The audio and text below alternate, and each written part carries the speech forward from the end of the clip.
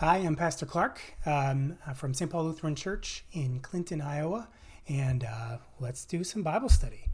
We're going to read today from Matthew 13. This is parable of the sower and the seed, may be familiar to you. Set the context here. So starting in Matthew 11, the focus, Matthew's focus changes to what is Jesus's interpretation of the resistance that he and his disciples experience in their ministry. You could say resistance, you could say rejection, conflict. People are not open to their message, to their ministry. What does this mean? What is this all about? And so starting in chapter 11 and then including now, Jesus is teaching his disciples and explaining to the crowds about what this resistance is all about, and trying to kind of put the context around the whole ministry itself. So that's what this parable does. It responds to that question of why aren't people picking up what we're laying down here? Okay? So at that same day, Jesus went out of the house and sat beside the sea. Such great crowds gathered around him that he got into a boat. And he sat there while the whole crowd stood on the beach. Now, whenever you see that same day or anything that references time, that's just an invitation to look back and see what was going on right before that. Jesus is responding to something specific. And if we scoot back to 12 just a minute, we will see that what was happening in chapter 12.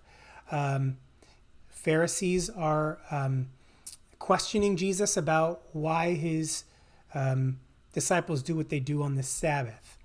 Then the Pharisees are asking, then they're going out and conspiring against him. Then they're bringing this person with a demon to Jesus. And, the Pharisees are questioning, saying that it's because Jesus is in league with demons that he can cast out demons, right? Okay, so then the Pharisees and scribes asked Jesus for a sign. So this is all them pushing back. Then his mother and brothers come looking for him. In one of the other Gospels, it says they come to see him because they think he's gone crazy and they're trying to rein him in. So it's that very next day that Jesus leaves his house and sits beside the sea, and he's talking to a big crowd. Okay, so that Jesus told them many things in parables, saying, now, it may seem funny, but the gospel doesn't tell us everything that Jesus said and did. Here's basically the clue there. He told them many things. Here, for example, is one of the things he told them. Listen, a sower went out to sow, and as he sowed, some seeds fell on the path. Now, let's stop right there. Jesus would have been talking to people who understood. They were peasants in an agrarian, an agricultural culture, and everyone would have known that seeds are a precious resource, and that you've got to plant them very carefully so that you do not waste them. And Jesus starts by saying, he sowed the seeds and some fell on the path. This is a clue to everyone who's listening that, wait a minute, something strange is going on. This is an invitation to consider God's abundance, how indiscriminate God is in the sharing of what? I suggest that it is love. It's a message of love, and it's an experience of love with a person who is loving. That's what the seed is in this parable. But we'll get to that later. Jesus will explain himself. All right. So, as this farmer sowed his seed, some fell on the path, and the birds came and ate them up. Other seed fell on rocky ground, where those seeds did not have much depth of soil, and they sprung up quickly because they did not have depth of soil. But when the sun rose, they were scorched, and since they had no root, they withered away. Other seeds fell among thorns, and the thorns grew up and choked them. Other seeds fell on good soil and brought forth grain, some 100 times, some 60, some 30 times what was sown. Let anyone with ears listen. Now, this may be familiar enough to you that you can anticipate what Jesus is about to do, which is with his disciples explain to them what he means by this parable.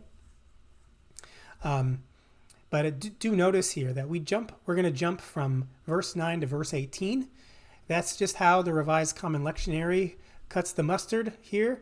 They take out that middle section where Jesus' disciples ask him, why are you teaching in parables? And Jesus has a method to the madness. So you can check that out. But then he goes on to tell them, specifically his disciples. So we're going from talking to the big crowd to talking to the small group of disciples. All right? And again, this is my invitation that think about the seed as love.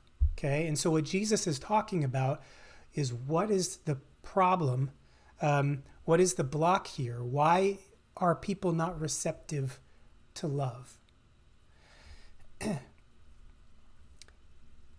So let's get into that and I'll talk more about it. So here the parable of the sower. Jesus says to his 12 disciples, when anyone hears the word of the kingdom, which I'm saying is a word of love and experience of being loved by another human being, whenever anyone hears the word of the kingdom and does not understand it, the evil one comes and snatches it away, snatches what was sown in the heart. So so Jesus says the seed is the word of the kingdom, which I'm interpreting as love and an experience of being loved by another human being. And the soil are hearts, human hearts. Okay? So this is what was sown on the path, Jesus says. The evil one snatches it away when people don't understand. As for what was sown on rocky ground, this is the one who hears the word and immediately receives it with joy. Yet such a person has no root, but endures only for a little while. And then when trouble or persecution arises on account of the word, because of love and of loving, that person immediately falls away. As for what was sown among thorns, this is the one who hears the word, but the cares of the world and the lure of wealth choke that word, that love, that experience of love, and it yields nothing. So the yield is important. It's both a receiving and a give. The receiving gives way to a giving, to a yielding, a yielding of crops is the metaphor. But Jesus is talking about people who are receptive to love become more loving. But as for what was sown on good soil, this is the one who hears the word and understands it, and who indeed bears fruit, who that fruit bearing being sharing a message of love and becoming a more loving person, a human being who loves human beings and creation even more. That person yields in one case 100-fold, another 60 and another 30 times what was sown. Okay? Boy, so I wanted you to hear the whole thing before diving into what I think Jesus is saying here. So that seed is love. We were talking about that. And again, Jesus is describing, interpreting why the message isn't received. And I think two things are obvious right off the bat. Jesus is saying there is nothing wrong with the seed. There is nothing wrong with love. The love is not the problem.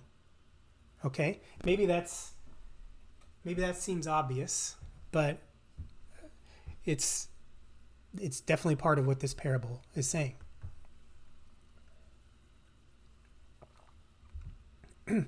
Now the other thing, I hear Jesus saying the soil is not the problem. And the soil means human hearts or the human beings. The people are not the problem. Now, I don't know about you, but there's a lot of Christians who get that wrong. The people are not the problem. The love is not the problem. The people are not the problem. Jesus is giving his disciples a kind of a tutorial. This is their troubleshooting manual for how to understand what's going on with people and why they would resist love. They resist love for these three reasons. Jesus gives three reasons. And when Jesus gives those reasons, Jesus is not saying, so give up on those people because they're never going to get it. No, Jesus is giving them, focusing their attention on, if you want the soil to produce, here are the problem areas that you need to work out. Softening the hard-packed ground, removing the rocks, and doing some weeding, because the soil is good and the soil will produce naturally. That's the message of this parable. And when Jesus, here again, a misunderstanding, that's one problem. The other problem is it's too hard. Trouble or persecution arises and they fall away. That is putting into practice the message of love, loving more. And then the next thing is, it's the cares of the world and the lure of wealth choke out the love. Now, I thought immediately as I read this as a book about conscious loving. That's the name of the book. Where do I have it? I think I have it right here. Is it down here? Yes, here it is. Conscious Loving, The Journey to Co-Commitment, A Way to Be Fully Engaged Together Without Giving Yourself Up, by Hendricks and Hendricks. What they're talking about are barriers to love, and they have a kind of the psychological point of view. But I think the deep wisdom that Jesus is bringing resonates with the deep wisdom of psychology today. What these folks talk about is getting in the way of love is codependency. Codependency, is a phrase that came out of the addiction and recovery community. This recognition that the person who is addicted to drugs or alcohol or fill in the blank is almost always in a relationship with someone who enables that addiction in some way. And that person, the diagnosis for that person is codependent. So codependence, they talk about it as an unconscious agreement, right? That if I'm in a relationship with you and the product of our relationship is not love and is not each of us growing in love and joy and creativity, then both of us, not just you, not just me, both of us have made an agreement not to love, okay? To be entangled rather than to be in a true relationship. I think they say we have entanglements instead of relationships. Relationships can exist only between equals. So, I mean, right there, Jesus says the people are not the problem, you know, that he's sending people out, his disciples out, to see as equals the people they're being sent to, even the people who resist them, who reject them, who don't understand or fall away from the message and this mission and calling to love and be more loving. It's about equals, right? So there's no victims. That's the other part of that problem, or the other part of that message. Jesus is saying, is inviting them to come out of a position of victimhood and to stay in that position of loving, of being conscious and intentional and committed to loving. And a loving person is looking for the barriers, is trying to understand the barriers better so that they can get around them, trusting that the person will naturally bear fruit of love when the barriers are removed. Okay? The other thing that this book says about barriers to real love, loving relationships, codependence, they say, is an addiction itself. Codependence is an addiction to control and approval. Now, I don't know about you, but I'm just convicted by those words, and I hear them in what Jesus is talking about. So when we look at, the rocky ground, the one who receives the word and immediately receives it with joy, such a person has no root, but when trouble or persecution arises, that person immediately falls away.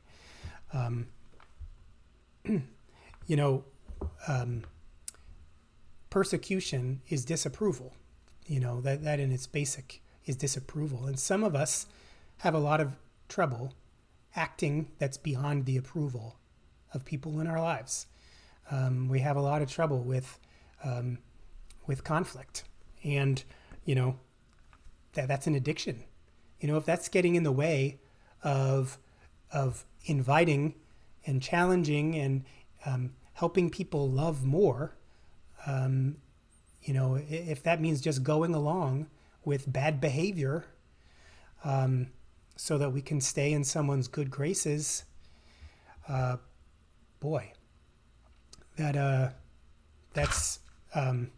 what Jesus is talking about.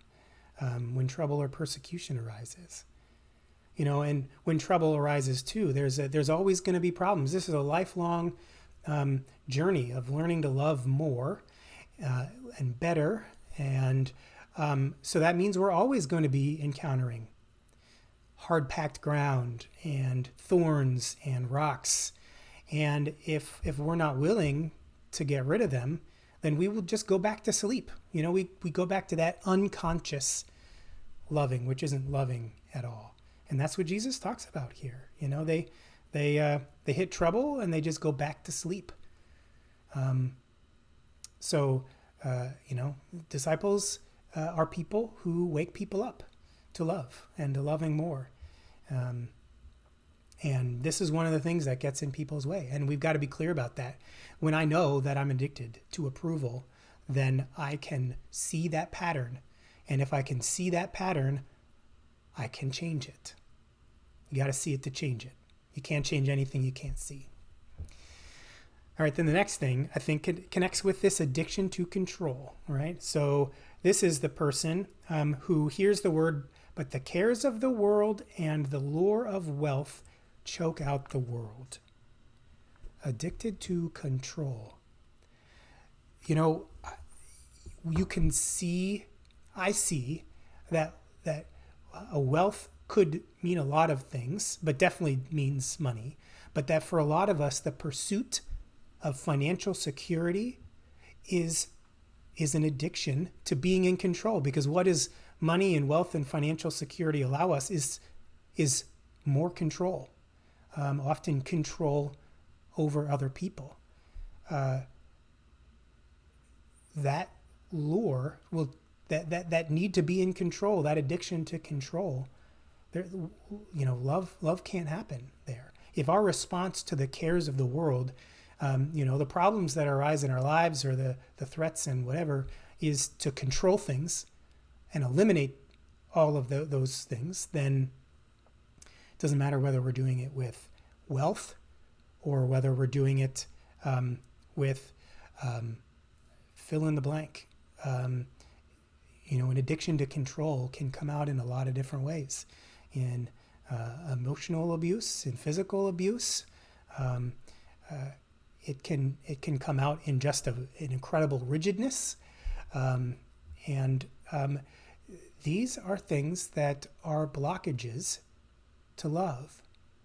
And so Jesus is inviting his disciples into this lifelong journey of uncovering the blockages in their own life to consciously loving other people, intentionally loving them, making a commitment to love, and helping his disciples understand what gets in the way for other people, because that will help them love those people more, not give up on them, but treat them as equals who, struggle just like the disciple does in this pathway of love. And so I just here again, there's nothing wrong with love. If love is love is not painful. Love is about joy and creative and growing, and we can commit to having fun with this instead of pain. And there's nothing wrong with the soil. There's nothing wrong with you. There's nothing wrong with people, period. We will produce naturally. We will, love abundantly will come forth from us. We will become people who are generative, who create and have more and more and more to give naturally, as these barriers are removed. There's nothing wrong with you. There's nothing wrong with love. So we could probably say more about this passage, but I'm going to stop there. I hope this gives you something to chew on and an encouragement in your own journey to receive more love and give more love. Okay? Blessings. Talk to you later.